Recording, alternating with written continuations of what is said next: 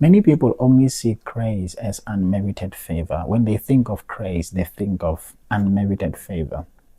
But there's more to grace than just mere unmerited favor. There is more to it. So I'd like us to look at grace in two ways today. I'd like us to look at it as grace as unmerited favor, and then grace as grace for the one who is now part of the family of God. What is grace to the man that's regenerated? What is grace to the man that's born again? So we're going to start first with grace as unmerited favor. We can read Ephesians chapter 2 from verse 8 to verse number 9. It says, For by grace are ye saved through faith, and that not of yourself, it is the gift of God. So he's saying, the sinner is saved by grace. He doesn't deserve it, but then by faith, he is saved because of grace. So there's that unmerited favor that he receives from God, right? So that's grace for the man that's not regenerated. And then it says, it is not of yourself. That means it's not because of what you did that you were saved, but it's because of the grace of God, the unmerited favor of God. That's why you got saved. Then verse number 9 says, not of works, like I said, not because of what you did, but because of grace. Then it's like, lest any should boast. So he's saying the sinner receives the grace of God and then he's saved by grace. That's unmerited favor. He doesn't deserve to be saved, but by the grace of God, he's saved. Then let's read Romans chapter number 3. Romans chapter number 3, verse number 23 to 24. It says, for all have sinned and come short of the glory of God.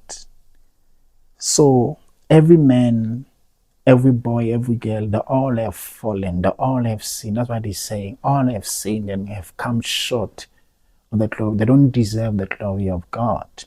Then verse number 24 says, being justified freely. So to be justified means to be declared righteous, to be declared not guilty. That's what he's saying. He's like, for all have sinned and come short of the glory of God. Then it's like being justified freely by his grace. So by grace, God declares the sinner righteous. By grace, God sees the sinner and says, now the sinner is justified. And like, think about it. Because of grace, God looked at the sinner and said, the sinner is no longer a sinner now. He's a clean man. He didn't do it. Because that's what it means to be justified. It means you went to the court of law, we looked at the evidence, and then the court declared that you are not guilty, you didn't do it. So when the Bible says that being justified freely by grace, by the grace of God, God looked at the sinner and said, the sinner is not guilty. He's not guilty of his crimes. That's what it means to be justified. Then it says, being justified by his grace through the redemption that is in Christ Jesus. So through the redemption that is in Christ Jesus, by grace, the sinner is justified. He's been declared righteous. He's been declared not guilty because of the grace of God. Like I said, so grace to the man that's not born again, to the sinner, is unmerited favor. He doesn't deserve the favor of God, but because of God, in his eternal love, he loved the sinner, and then Christ came and died for the sinner. Now the sinner is being justified by grace. I'm going to show you another one. Titus chapter 3, verse number 45. But after that, the kindness and love of God, our Savior, toward men appeared. Then he says, not by works of righteousness. In other words, it's not because of the sinner did something so that he could deserve the grace of God. It's not by works.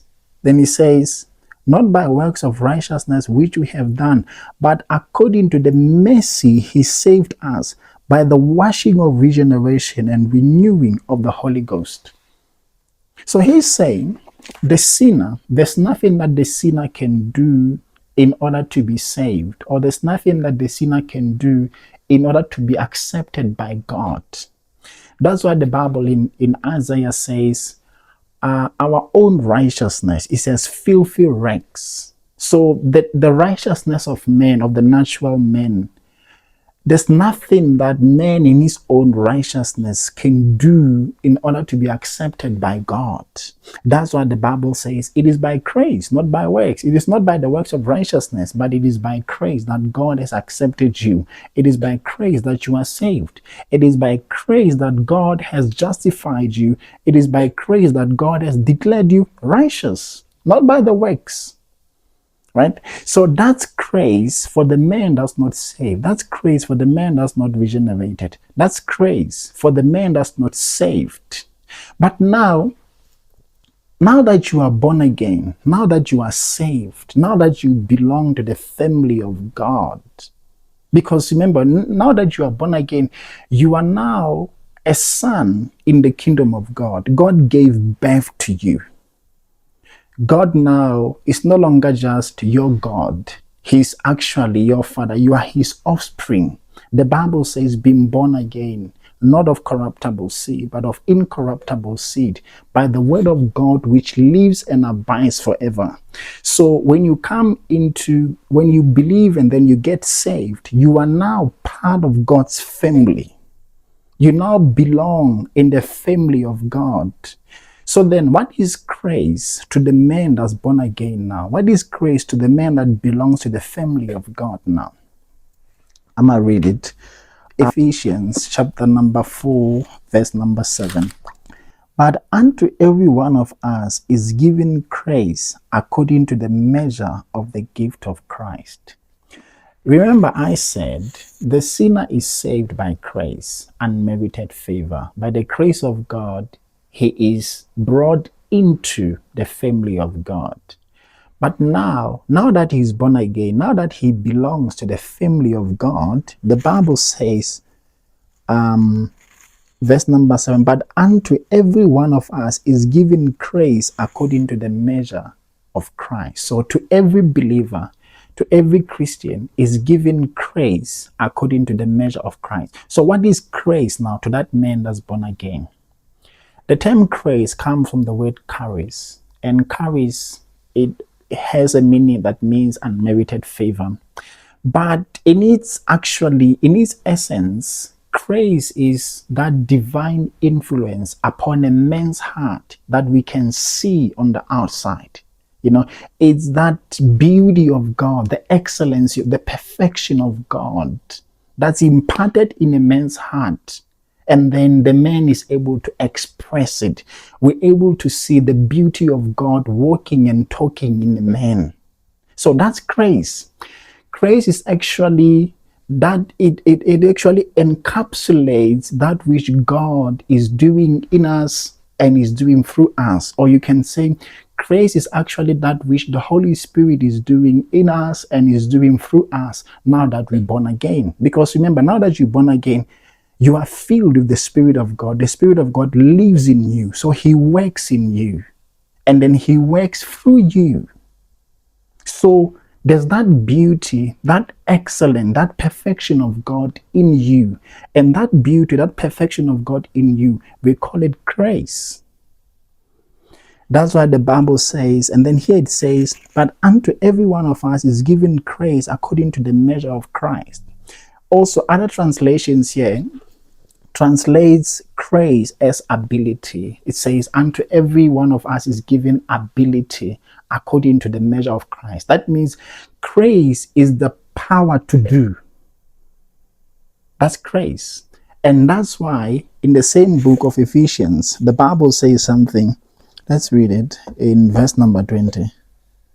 It says, now unto him that is able to do exceedingly abundantly above all we ask or think, according to the power that worketh in us. You see, when you become born again, the Spirit of God comes upon you in order to live in you.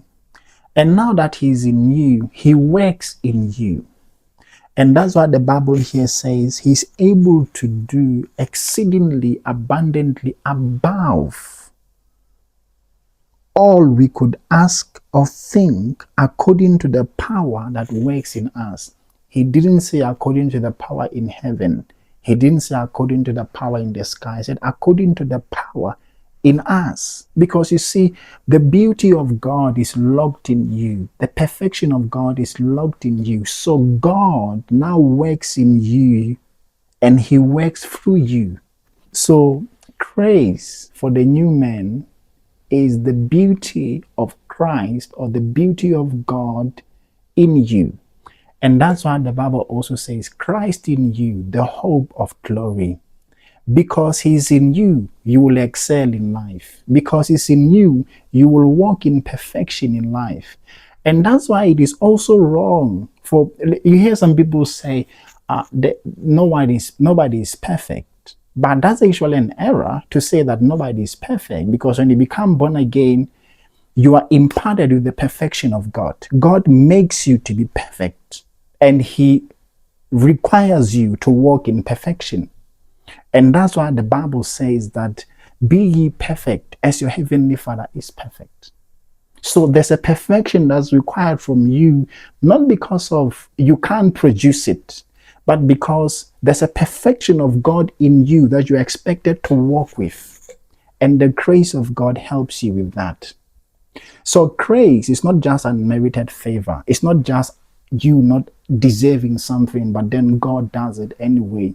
Grace is the beauty of God in you that's at work in you, is the perfection of God that's at work in you that causes you to walk according to the will of the Father. The reason you are able to live the Christian life is because of the grace of God at work in you. You're able to wake up and, enter the presence of God without any fear, without any sense of guilt, without any condemnation. It's because of the grace of God. He's at work in us now. He's working in us now. And that's the grace of God at work in us. Now, some people say, no, but when you preach the gospel of grace or the message of grace, you're actually giving people license to sin. No. The message of grace is actually what empowers you, like I said, to live the Christian life. You cannot live the Christian life without the grace of God. The grace of God is what empowers you to walk as a Christian, to live the Christian life. You can't live it without the grace of God. So because of many people don't understand what is the grace of God, they say that when you talk about grace, you are giving people license to sin. People don't need license to sin. People have been sinning even before they could be told about grace. But when somebody understands grace, not grace, grace, and starts to walk in that grace of God, they're empowered to live the Christian life. They're empowered to live according to the pattern of the ways of God. That, they're empowered to walk according to the will of the Father. That's grace. You have now entered into the will of the Father because of the grace of God. Let's read another scripture. In Philippians chapter number 1, verse number 6, it says, being confident of this very thing, that he which have begun a good work in you will perform it until the day of Jesus Christ. So it's like being confident of this very thing, that the one who started the work in you will perform it until the day of Jesus Christ. So don't look at grace as just unmerited favor. See it as that abundance of God, that divine influence, that divine power in you that causes you or that helps you to live the Christian life.